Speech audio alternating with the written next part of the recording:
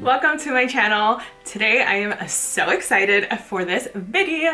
I've been waiting for this for a really long time. If you're new here, welcome. My name is Yaritza, and in today's video we're going to be talking about my Ancestry DNA results. So I've been wanting to do Ancestry DNA tests for a really long time, probably ever since they came out. I know it's been like years, but I've never done it. I know that the tests are kind of a little pricey, so this year I decided to get one for myself. My husband also got one, and I got it during the Black Friday sale, so they were actually like I think 50% off. So I just got my results and I'm so excited to dive in and see what it says. So for those of you that don't know, I'm Puerto Rican, and basically what I know that means is that Puerto Ricans are a mix of Taino Indians, Africans, and Spaniards. I know that not all Puerto Ricans have all three like races mixed into their DNA, but our culture is made up of all of those three groups. Obviously we speak Spanish, that comes from the Spaniards, and then within our music and our food and our culture, we see where each of those groups of people have influenced what we know today to be Puerto Ricans. So I'm really excited to dive in and see what it says. Let's just do it. I'm just gonna open my email. So I got the email last night and it says, your Ancestry DNA results are in, and I like completely freaked out. I was like, I wanted to open it last night, and my husband reminded me that I wanted to record this video with seeing my results. So I had to practice my patience so that I can record it today so you guys can see my genuine reaction. So right here, discover your DNA story. Oh wow. Oh my gosh. Okay, so this is surprising. 31% Spain, 20% Portugal, 18% Indigenous Puerto Rican, 5% Cameroon, Congo, and Western Bantu people, 3% Basque, I think that's how you pronounce it, 2% Northern Africa, 2% Nigeria, 2% Eastern Bantu people, 2% Benin and Togo, 1% Northern Italy, 1% Norway, 1% Scotland, 1% Ivory Coast and Ghana, 1% Wales, 1% Indigenous America, Ecuador. That's interesting. 1% Mali, and then less than 1% European Jewish. That's also very surprising. Okay, so I just did like a whole deep dive. I think it's been an hour. I will say that I'm really surprised that I'm 31% Spaniard, just because I feel like I don't have any kind of like European features except the fact that I speak Spanish because the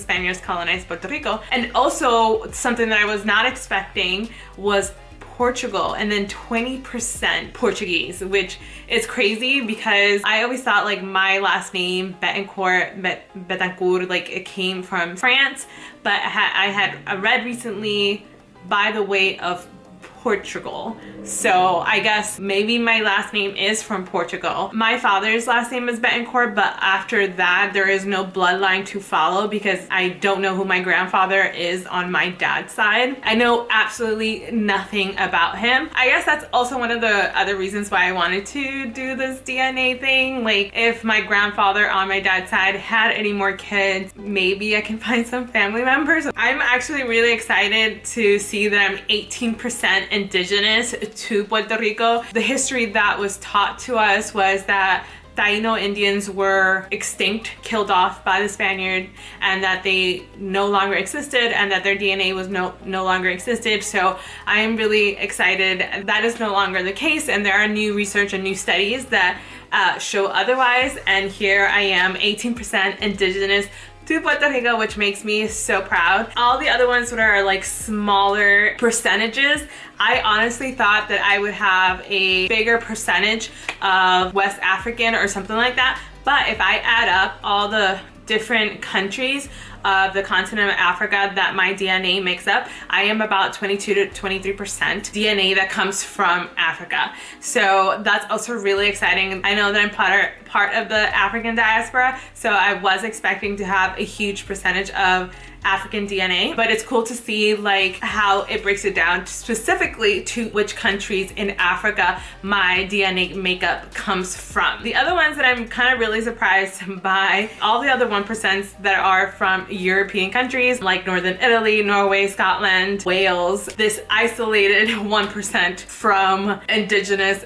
Ecuador, which is really interesting. So if you see on this map, most of my DNA comes from all of these African and European countries, a huge percentage from the Caribbean Indigenous, and then 1% from South America. So one of the really cool things I think is they connect your DNA to communities. So with most of the people that share kind of your same genetic makeup, which mine is obviously Puerto Rico. Like I said, I was born there, my parents were born there, my grandparents are from there, my entire family is basically Puerto Rican, and we come in all shapes, sizes, and colors. But it says here, like, the connected region is Indigenous Puerto Rican, Spain, and Portugal, which is the one thing that I was not expecting. And then the other part is the DNA matches. So I have a lot of second cousins, a lot of people that I match with 2% DNA makeup or whatever, like a lot of second, third cousins. But I do see some first to second cousins on the list. Some people that I recognize, some people that I don't recognize. But I do have a lot of family members that live all over the place. I'm really excited to dive in deeper. Have you done a DNA test? Let me know which company you decided to go with, and if you found anything interesting, unexpected on your DNA results. Like I said, I have no other words but the fact that I'm just like super excited. I can't wait to share my results with my husband. He's not here, and then he has his results that he hasn't opened up yet. They just arrived for him today as well. So when he comes back from work, hopefully we'll do it together. And if you enjoyed this video, make sure that you give it a thumbs up. It helps me in my YouTube journey, and subscribe to my channel. I will see you in another video. Bye.